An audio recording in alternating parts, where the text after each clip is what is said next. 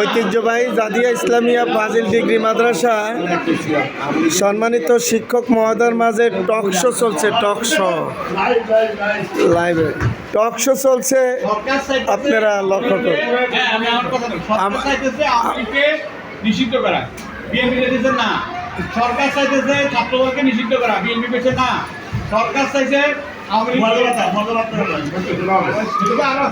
সরকার আওয়ামী লীগের যতগুলাকে বিপক্ষে দিয়েছে বিএনপি সবগুলাকে পক্ষে দিচ্ছে। বিএনপি কতগুলো এখন হলো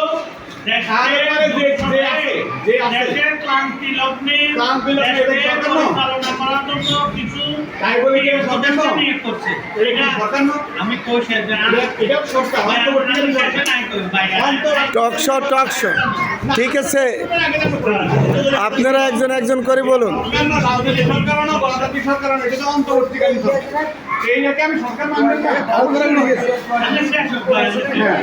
এবং এই সরকারের যা যা করতেছে বিএনপি তার বিরুদ্ধে এক সামান্য প্রাইমারি স্কুল সারা বাংলাদেশে অনেক হাজার হাজার প্রাইমারি স্কুল, সেখানে তো জাতীয়করণ করলো, কেউ কোনোদিন বাধা দিল না, বিএনপি কিছু করতে পারলেও না, বরং যদি এই অন্তর্বর্তী সরকার কিছু করে সেটারও বাধা দিচ্ছে। যেমন এই সন্দেহ একমাত্র ঘোষণা এসছে, এটারও বিএনপি রিজভি বলতেছে যে এটা ভয়ঙ্কর, এই জাতীয়করণটা নাকি ভয়ঙ্কর। কিভাবে উনি বললেন এটা আমার বোঝে আসে। ধন্যবাদ। হ্যাঁ, মিস্টার কামাল সাহেব, এখন আপনি বলুন। কি করতেছে? আমরা অনেকভাবে অনেক দল থেকে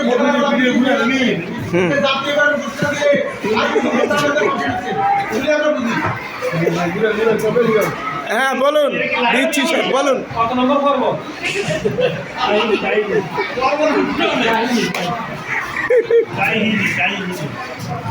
আলহামদুলিল্লাহ, আমাদের সম্মানিত শিক্ষক মহোদয়গণ টক শোতে লিপ্ত হয়েছে, আপনারা দেখুন, ইনশাআল্লাহ খুব যুক্তিযুক্ত।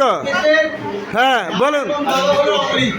মা এবং বাবাকে যদি এদেশ থেকে বাদ দেন তাহলে এদেশটা কি হবে না?